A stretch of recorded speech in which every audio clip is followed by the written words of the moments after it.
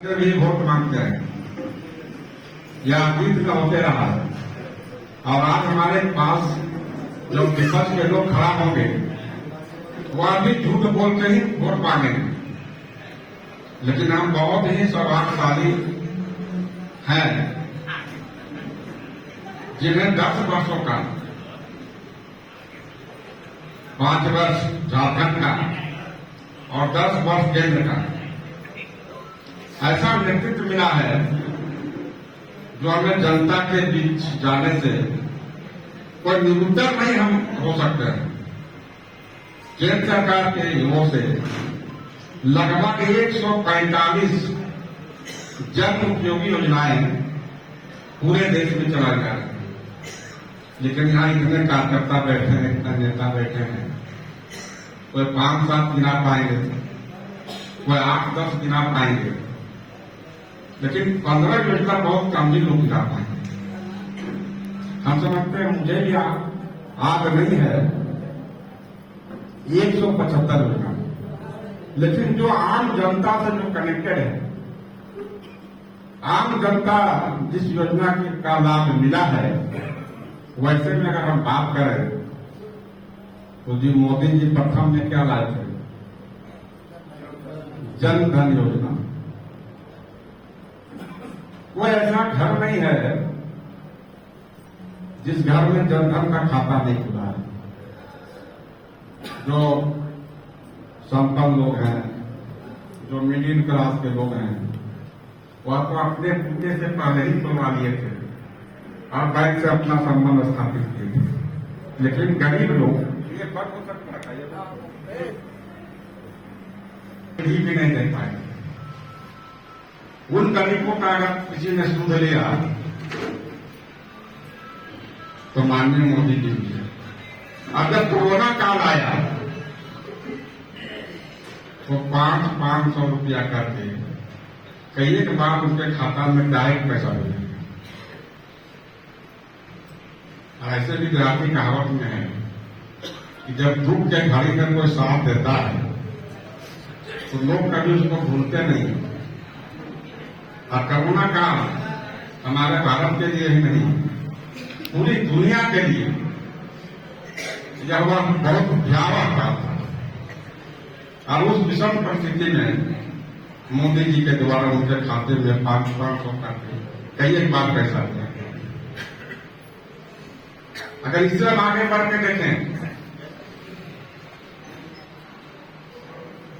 Ujjwala gas योजना, आप किसी भी मोहल्ला में जाएंगे, किसी भी टोला में जाएंगे, अगर 50 घर का टोला है तो 20, 25, 30 घर, 40 घर उज्ज्वला गैस का कनेक्शन मिला है।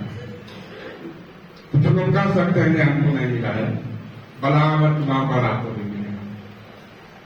तो यह योजना, अब इस योजना की अगर हम विस्तार से बताना चाहें तो आप कल्पना कीजिए, हम लोग चपरा कहीं कार्यकर्ता हैं और कहीं ना कहीं हम लोग लकड़ी के ऊपर ही आश्रित थे। और लकड़ी से जब घर में खाना बनता था, जिसको रसोई घर हम लोग करते हैं, तो पूरा दीवार काला हो जाता था। अगर वो कपड़ा और वो लकड़ी का अगर छत है तो वो भी काला हो जाता था। और माँ बहनें जब खाना बनाती थी तो खाना बनाते बनाते कम से कम 5 ग्राम उनका आंसू वो धुआं से निकल जाता था। इसको हम लोग झेले, यहाँ के लोग सारे लोग झेले। आज भी बहुत क्षेत्र है जहां लकड़ी से ही खाना बनता है, कुछ क्षेत्र है जहां कोयला से जो होता है। लेकिन रसोई का उज्ज्वला गैस का जो कनेक्शन दिया गया माननीय उस समय के मुख्यमंत्री रघुवर दास जी, गैस का चूल्हा भी फ्री देने का काम। यह समय है कि हमें उन मतदाताओं के पास जाकर के इसको बारीकी से बताना है कि चाहे रघुवर दास जी की सरकार हो, जहां आज की मोदी जी की सरकार हो, आपके लिए यह योजना देने का काम की है। उसके बाद दूसरा कभी कदम हम लोग आगे बढ़े तो आप देखेंगे कि शौचालय जिनके घर में शौचालय नहीं होता है और घर के सदस्य को, अगर महिलाओं को खास करके दिन में शौच जाना पड़ता है, वो शाम होने का इंतजार करते हैं। इस डर को गरीब का बेटा मोदी जी ही महसूस किए और पूरे जिले में शौचालय बनाने का काम किया।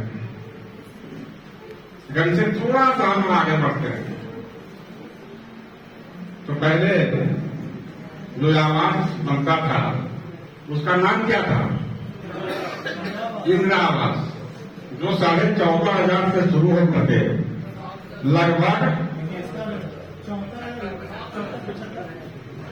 मतलब वो 45,000 तक तो हमको आगे बाद में बढ़ा होगा। 14,500 से शुरू हुआ था और उसमें एक रूम बनता था।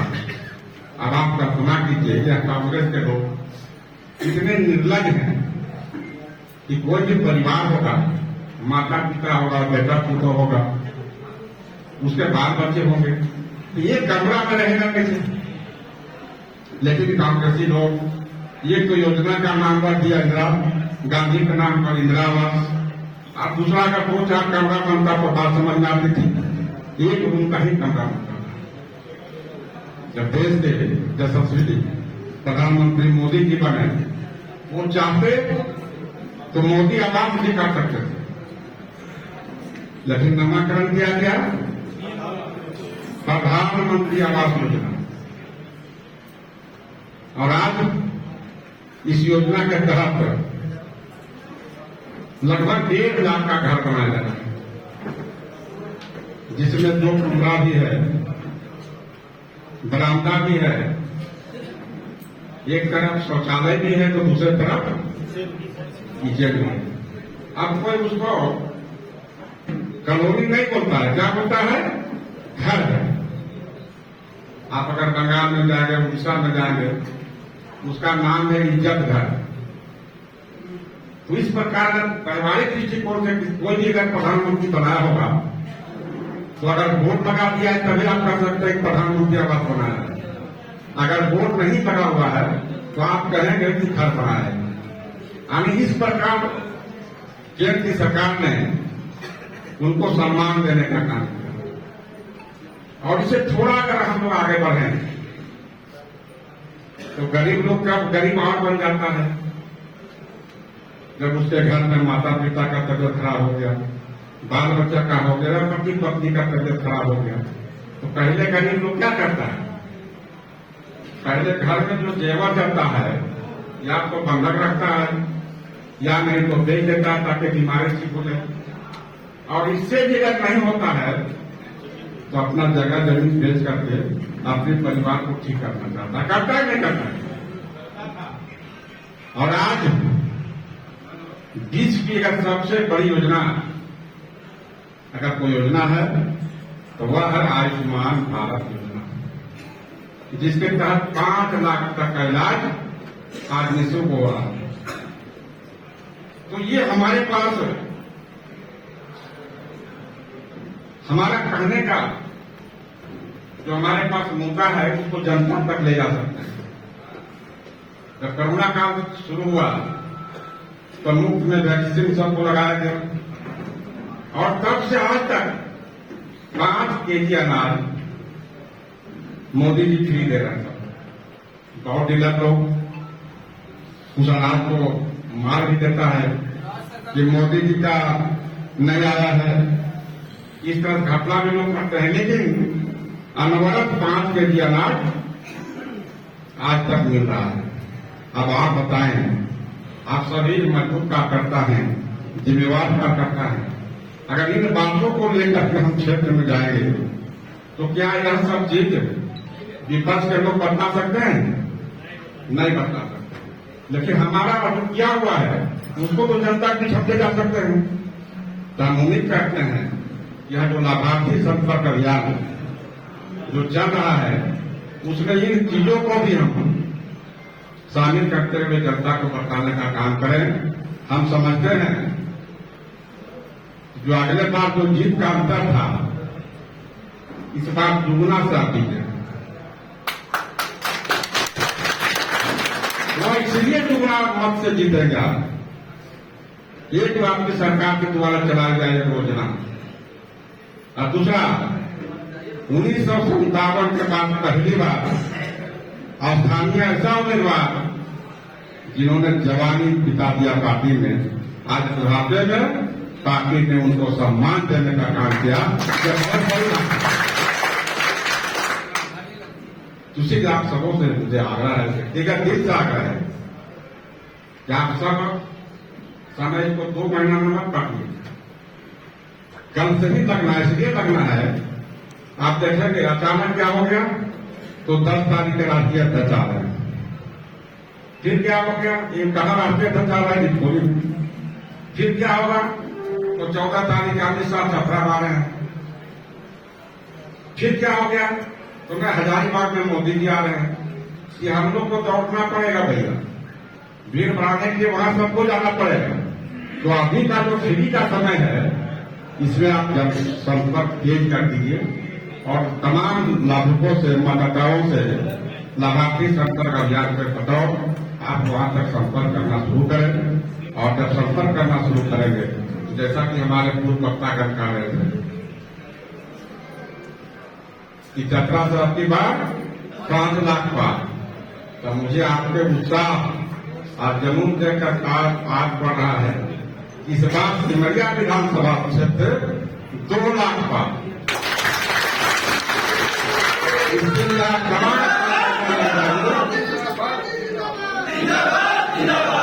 पार्टी की तरफ नहीं देखना है, कैंडिडेट की तरफ नहीं देखना है।